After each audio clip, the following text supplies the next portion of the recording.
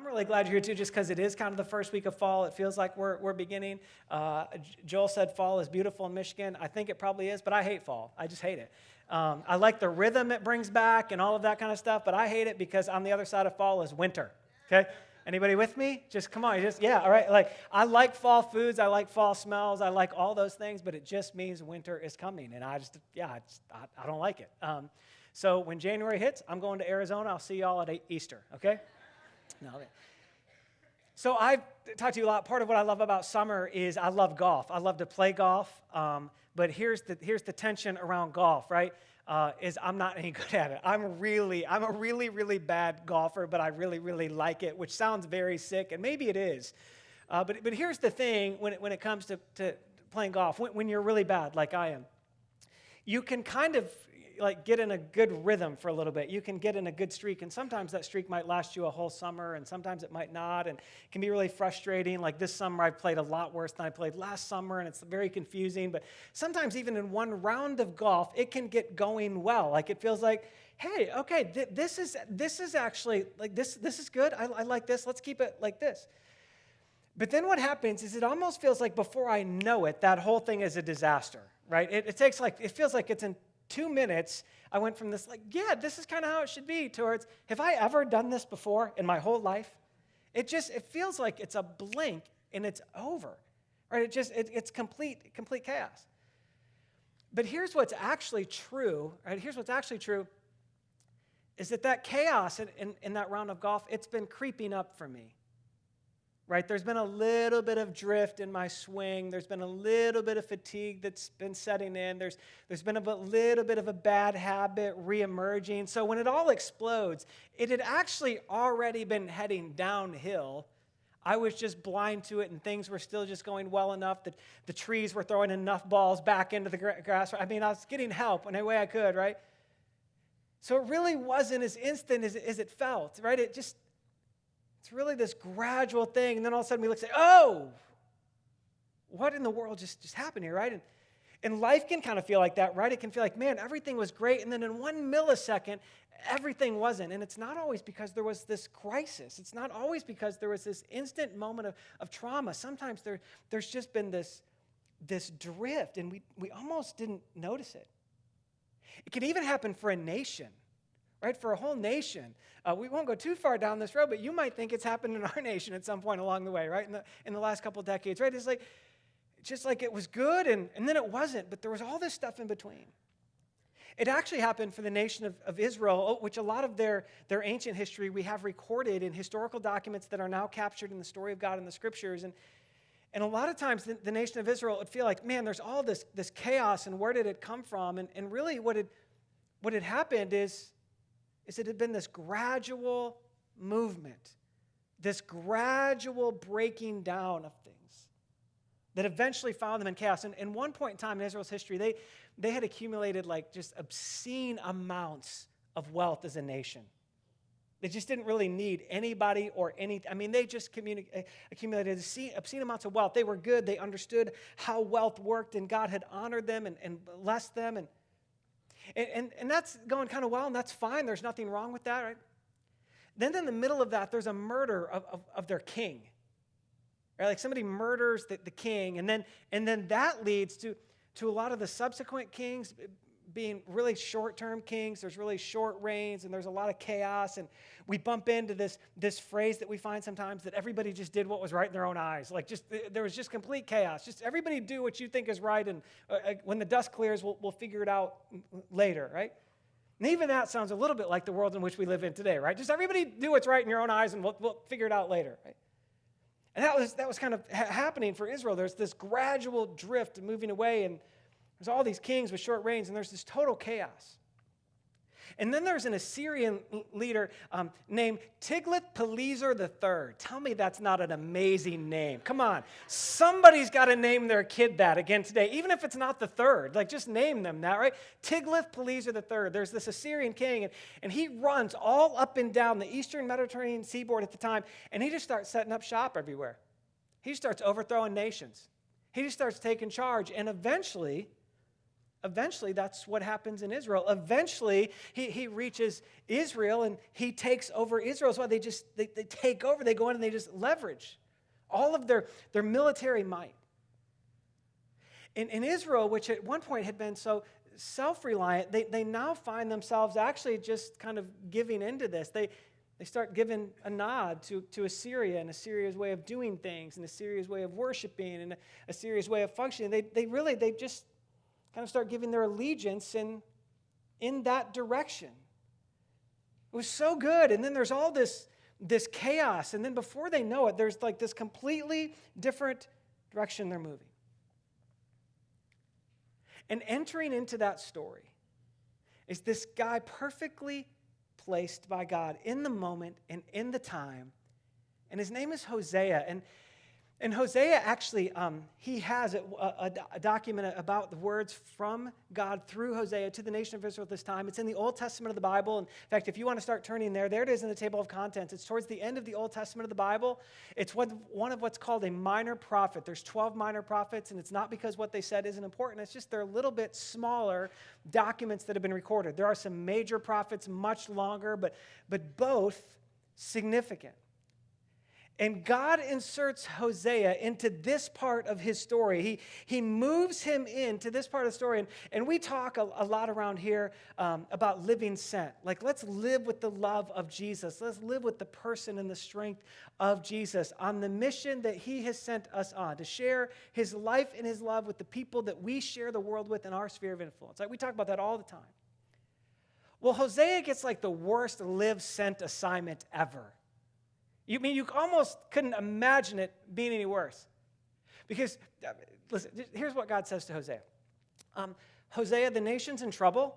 I need to capture their attention again, and I'd like to use you. So what I need you to do, Hosea, is I need you to go marry someone that I'm just telling you now they're going to be unfaithful to you. They're going to commit adultery. And then I want you to stick it out. And that's kind of going to be a pattern, but I want you to stick it out. Hosea, here it is, okay? Like, I want you to go, and when you're standing at the altar, you already know what's coming, and it's not good. Anybody signing up for that? Right? Welcome to, it's like, wait, what's God really doing in the story of the Scripture, and why would he ever do that? Look at what he says. He said, when the Lord began to speak through Hosea, the Lord said to him, go marry a promiscuous woman and have children with her. For like an adulterous wife, this land, this nation of Israel, these people, they're guilty on unfaithfulness to the Lord. Look at the rest of how this section of the Scripture's in. So he married Gomer. Come on, you know you like the name, right? So he married Gomer, the daughter of Diblaim, and she conceived and bore him a son. Now look, when you read it, you may have one image. If you're old enough, you have one image of Gomer, and this is it. Okay? Right? True story? Yes? Anybody? How many of you are so young you have never seen who that is and you have no idea? Yeah, there they all are, right? Yeah. That's a guy from an old show, Andy Griffith. Gomer Pyle, right? The goofiest thing ever. Okay, so obviously that's not the Gomer, but Hosea is like, hey, God, you want me to go marry Gomer, and she's going to be promiscuous, and what are you really doing? And here's the reality. Listen. All throughout the Scripture, one of the primary analogies God uses to help us see our sin and our betrayal of him is this idea of spiritual adultery. Our spiritual betrayal, our spiritual unfaithfulness. And so this story of Hosea that we're going to walk through a little bit today, it's a true story, both in facts and humans who were involved in the story, Hosea and Gomer and other people, and it's also true in the way of analogy, where God is using it to say, look, let me help you see what I see, and let me help convince you of how I'm trying to gain your attention. And so God invites Hosea into it because the nation of Israel, they've looked a different direction. And listen, we do it too. It's why stories like Hosea still matter. We do it too. Like you want to measure it just a little bit, just in your own heart. Here's like where do you turn? Where do you turn? Where do you look when you're worried? Where do you look first when you're stressed? Where do you look first at the first sign of a little bit of financial challenge? Where do you look first when you're wanting something to happen and it's just not happening? Where do you look first when somebody close to you hurts you accidentally or on purpose? Where do we look first? See, for all of those types of things, Israel had been invited to look towards God as their source of joy and peace and thrill and hope. And instead, they looked a different direction. And so do we. So do we. Now, it's not always overly deliberate, and it's not always with this hard heart. It's because every now and then we lose sight of the magnitude and the significance of God's love for us and the potential that it has. And so here God enters Hosea. It's in that context that God puts Hosea to show us again, listen, to show us again a love that is in most ways impossible to fully comprehend, but that is fully available to be experienced and lived in. And maybe you've been around church a long time, and you think, oh, I know about God's love, and I know I'm loved by God, and I want to invite you just for the next few minutes to open your heart really wide. And say, what if there's a part of God's love He'd want to convince me of again? What if there's a bigger expression of God's love He'd want to give me revelation on today? What if? Maybe you're here today and you wonder about God's love. Is it true? And why would it even be an appealing love to me? What is it about God's love that would even matter to me? And just maybe today, through the story of the real person, Hosea, being used by God to give us this window in, this glimpse of God and His love, just maybe. Just maybe it would be helpful to us. Some of this was invested in me long distance by a guy named J.D. Greer, who's become a long distance kind of disciple or an impactor of mine over the last couple of years. And just take some unique glances at this story of Hosea. You see, because here's what happens. Israel just looks the other way. Look at chapter 5, verse 13 of Hosea. And we're going to kind of bounce all over the place in it. But when Ephraim, which is a tribe inside of Israel, saw his sickness, and Judah his sores, and Ephraim turned to Assyria. Right? God is healer, God is strength, God is provider, and they look somewhere else. And they sent to the great king of Assyria for help. But then there's this honest statement from God through Hosea. But hey, listen, guys, that nation, that king, that method, that's not able to actually cure you. It's not actually able to heal your sores. You got one healer and you've looked away.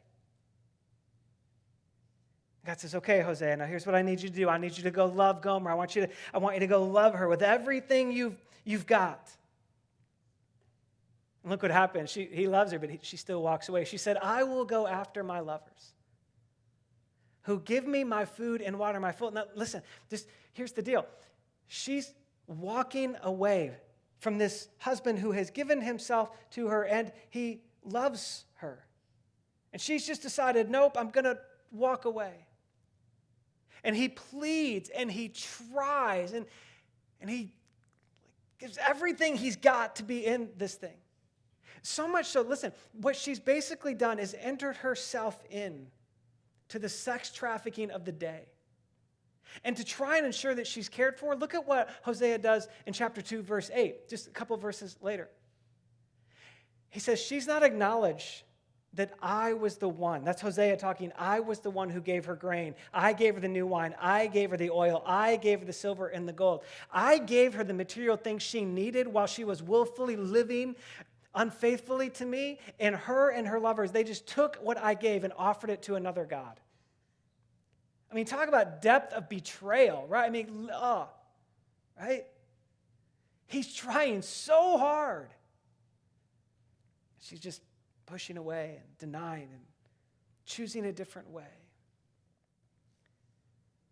And Hosea just continues to love. He continues to put his own life on the line. He continues to to offer his love and to present it to her and make himself available to her. And it's in the middle of all of that that we just begin to get a chance to see a few expressions of God's love in it. And here's the first one. If you're a note taker and if this helped for you, that's great. But here's the first thing. At the end of the day, what we're really getting a glimpse of is just this reality that God's love is just staggering. It's just staggering. Hosea is giving us the picture of God. And come on, like on a human level, who keeps loving like that? He keeps loving when it's so hard, when she's rejecting, when she's denying. He keeps loving.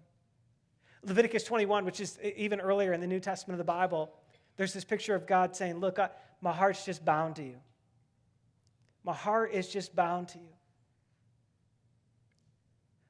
Look at chapter 11 of Hosea. This is what Hosea says about it. He says, God speaking through Hosea, man, how can I give you up, Ephraim? Again, this part of Israel, this tribe. How can I give you up? How could I ever hand you over? How could I treat you like people from other nations that have not known my love like you have? How could I make you like those people? My heart has changed within me. My compassion is aroused.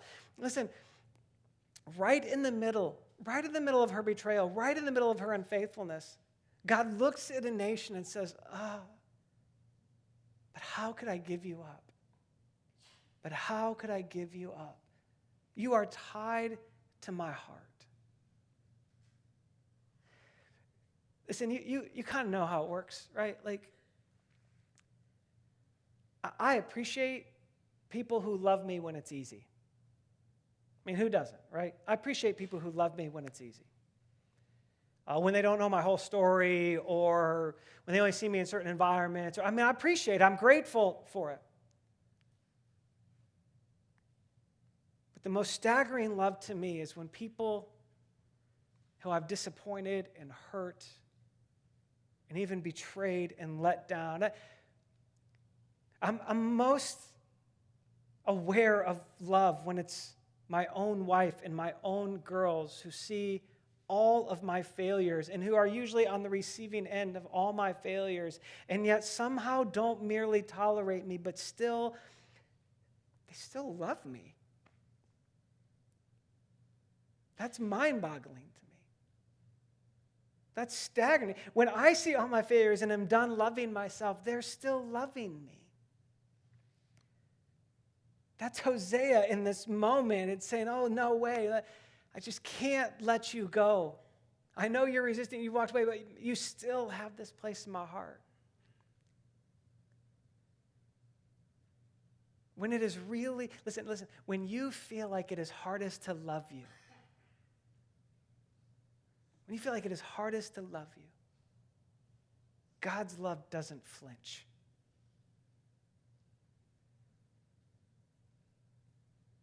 Some of you are sitting here right now and you feel unlovable. You walked in today rehearsing all the reasons you shouldn't be loved. You walked in today trying to quiet the simple voice in your head that's trying to get you to rehearse all the reasons you don't think you're lovable. And God would say, oh man, come on, how could I let you go? Come on, you got this place in my heart. How could I let you go? It's just staggering. His love is also just severely sacrificial. Severely sacrificial. It's one thing to love, and it's one thing to be patient. It's one thing to be kind. It's one thing to try and hold out hope. It's another thing to give everything you've got. See, there comes this moment when Gomer and this lover that she has, this leader and the sex trade that she has, when he's done with her. He said, I don't really want you anymore. You're no longer of use to me. And he doesn't just let her go. He attempts to sell her back into the sex trade. He's attempting to sell her back. And look who shows up. Hosea chapter 3, verse 2. This is Hosea. So I bought her for 15 shekels of silver and about a homer and a lethek of barley. Let me just tell you what that means. That amount wouldn't even actually have been enough to buy her. Hosea has leveraged every single thing in his possession to try and buy her back. He's left nothing in reserve. There's nothing else in the bank account. There's nothing else hidden under the mattress. There's nothing else tucked away for a rainy day. He's taken everything he has, and in the commerce of the day would still. So he's leveraging. He's giving himself. He's like, look, I'll give you everything I have, and I'm going to give you me.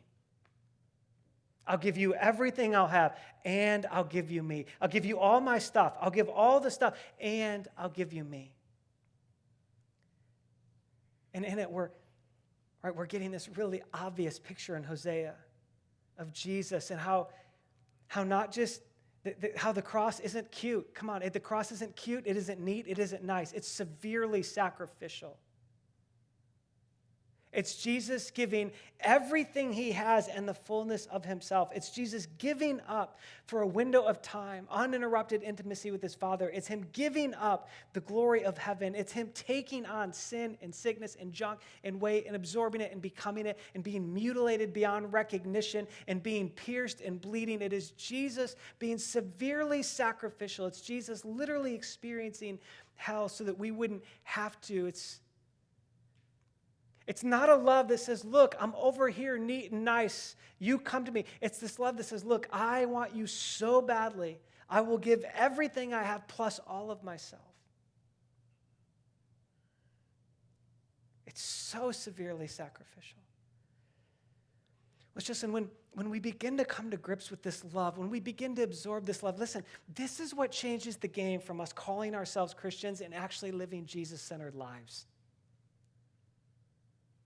And it's not because we feel guilted into it, and it's not because of any of that. It's because we're so captured by such a severely sacrificial, self-giving, all-giving love. You don't get to determine your worth. Jesus already determined it by giving all of himself.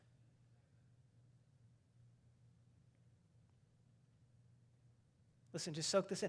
You don't get to determine your worth. And nobody else gets to determine your worth. Jesus already determined your worth when he gave all of himself, when he was severely sacrificial in his attempt to capture us with his love. And it's not this one-time thing, right? It's very persistent. His love is persistent. It's true for Hosea. It's true for Jesus. It's true towards us.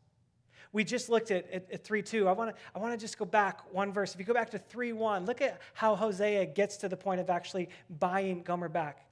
Chapter 3, verse 1, he says this, "The Lord said to me," to Hosea, "Go.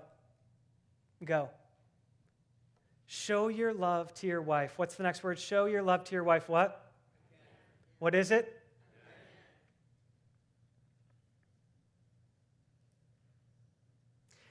Show your love to your wife again. Even though she's loved by another man, and even though she's given herself to somebody else, even though, go again, go again, go again, go again, go again. Listen. Jesus has a go-again kind of love for you. Jesus has a go-again kind of love for you. It's why Jesus keeps showing up in your dark seasons. It's why Jesus keeps showing up, inviting you out of addiction, inviting you out of vice, inviting you out of guilt, inviting you out of shame. Because when we sin, when we mess up, when we accidentally or on purpose, when we rebel or whatever, and we feel like, we've turned away, Jesus is constantly running to get back in front of us because he's willing to go again. Wherever we turn, he's going to keep going. He's going to keep going again because he wants to keep trying to convince us that he's already established our worth.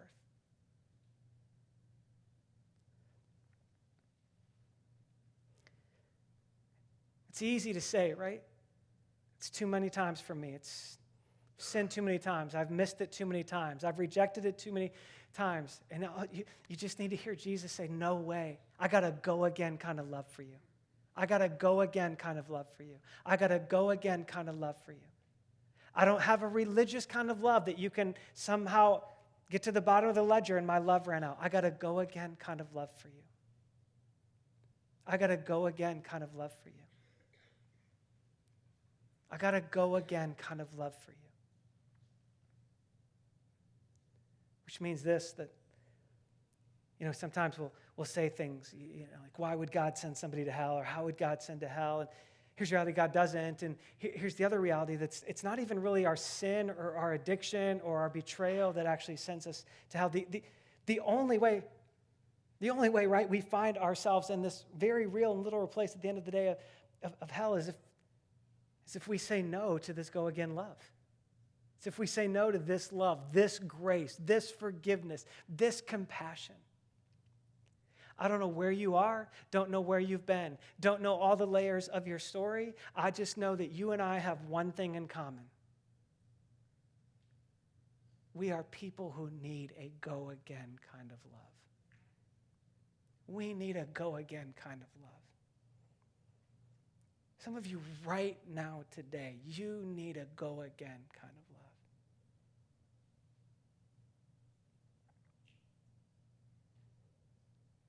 It's part of what makes it staggering and overwhelming that he would keep running to get in front of us,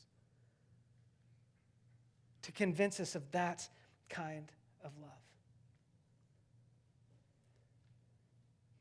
And here's really maybe the game changer of how all this even can begin to make sense.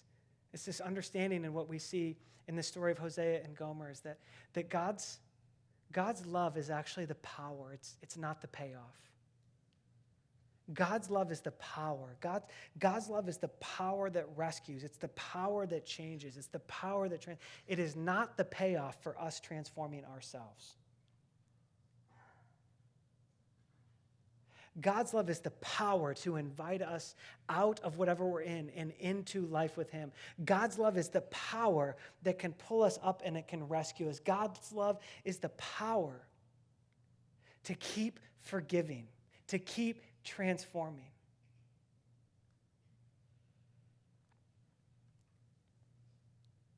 Listen. As much as you don't have to get to or have to determine your own worth, you don't get to or have to live like somehow the love of God is a payoff down the road somewhere. Hosea keeps loving. He keeps inviting. He keeps pursuing. He keeps going again. There was nothing Gomer was going to do to earn that love. That love was already in place. What we really kind of find ourselves in this is this reality that the hero of the story was never going to be Gomer. No matter what happened, the hero of the story was never going to get to be Gomer. Right?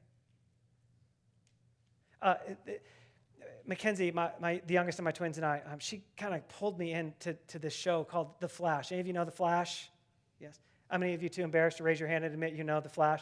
Raise your hand if you know The Flash. Yeah, you know The Flash? Okay. So Kenzie and I pulled me into this show, The Flash, and it started with, I wanted to be with Ken's, and that's what Ken's wanted to do. She's like, hey, you want to watch The Flash? And they're like, yeah, let's watch The Flash. And now we've watched all the available seasons, and here's the deal, right? The Flash, right? The Flash has these other people around him, and they also have some unique powers, some of them, right? But you got to be clear, the show's called The Flash. There's one hero. There's some other people who do some heroic things. There's some other people who have some key parts. There's some other people who are there at opportune times. But there's just one hero. We never start watching an episode of The Flash and say, I wonder who the hero is going to be today. We always know it's going to be The Flash. We always know, right? And if a show ends with The Flash in trouble, then it's a to be continued because The Flash has to be the hero. Listen, it's just too easy for us to pick up this mentality in life with Jesus that somehow we've got to be the hero. I don't know if we necessarily always want to be the hero, but we pick up this thing that, wait a minute, I've got to get myself up. I've got to sing it just right. I want to pray a little bit more. If I could just read my Bible every day, if I could just get rid of this addiction, if I could just, then man, the payoff of all of that would be the love of Jesus in my life. It's backwards, gang. It's backwards. Jesus' love is the power. It's not the payoff. It's the power that changes. It's the power that transforms us. So the payoff is freedom and life and vitality and thrill and joy and hope.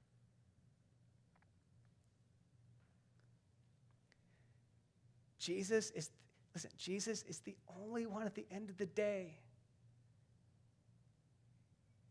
that's going to be the hero of the story. His love is the only thing at the end of the day that's going to be the hero of the story. Here's what I wonder today. We're kind of back in this fall rhythm thing, and that's what's been all over the map for the summer. And here's what I wonder. I wonder if we just wouldn't do well this morning to take a really, really big drink of God's love for us. I wonder if we wouldn't do well to just literally allow ourselves to stand in the middle of a shower of it and just be saturated in his love for us. Maybe today you need to be reminded that it's staggering, that he's always had you. Maybe you need to be reminded today that Jesus has this go-again love. Right now, today, he's going again to you. He's going again to you. He's getting back in front of you. I'm still here. He's saying, I'm still here. I'm still here. I'm still in love with you. And I just felt like maybe we needed to create a space for that to happen a little bit. And so our team's going to come back, and we're going to sing one song, and here's all we're going to do is we're just going to create a space, maybe to allow ourselves to be saturated again in Jesus' love. Here's the thing. Some of you, listen. Some of you've been following Jesus a really long time, and you're in a really good season. You're a really good season. And you're as acquainted and as full of his love as you've ever been in your whole life, and it's real and experiential to you and the whole thing. And in the next few minutes, all you're going to do is just be overwhelmed with gratefulness. There's some of you've been following Jesus a while, and you just happen to be in a rocky season. It's kind of gray. Maybe it's even pitch black. And maybe it's been that way for a week. Maybe it's been that way for months. Maybe it's been that way for a few years. And it's just so up and down, and you've tried to re-engage him, and you've tried to put the right foot forward, and you've tried to, and maybe today you just need to let yourself be captured, soaked by, saturated in his go-again love for you. His love that is the power for you. His love that's staggering, and it's been so persistent, and is so sacrificial for you. And you don't need to do anything but just let it happen. You don't need to do anything but just let Jesus happen to you. Maybe you're here and you've never really experienced the love of Jesus. You've wondered about it.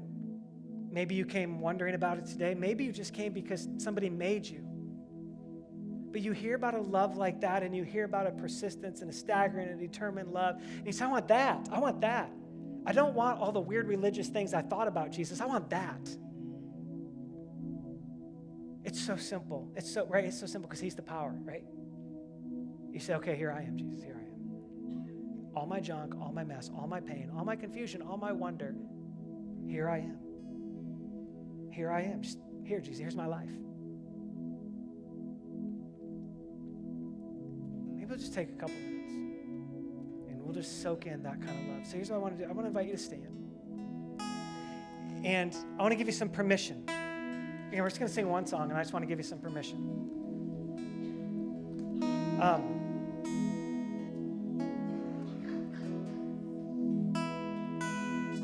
Some of you need a hero today. Come on, some of you need a hero. It's just your day to let Jesus be your hero. Some of you are tired and worn out of trying to be the hero, of trying to just keep your head down and plow through. Jesus just wants to be your hero today. He wants to be the power of love in your life.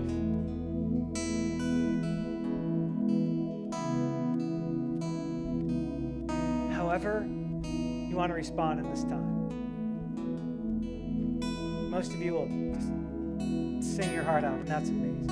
Maybe you'll need to kneel where you're at. Maybe you'll need to come and here in the front and kneel and just make this almost a sacred place for you.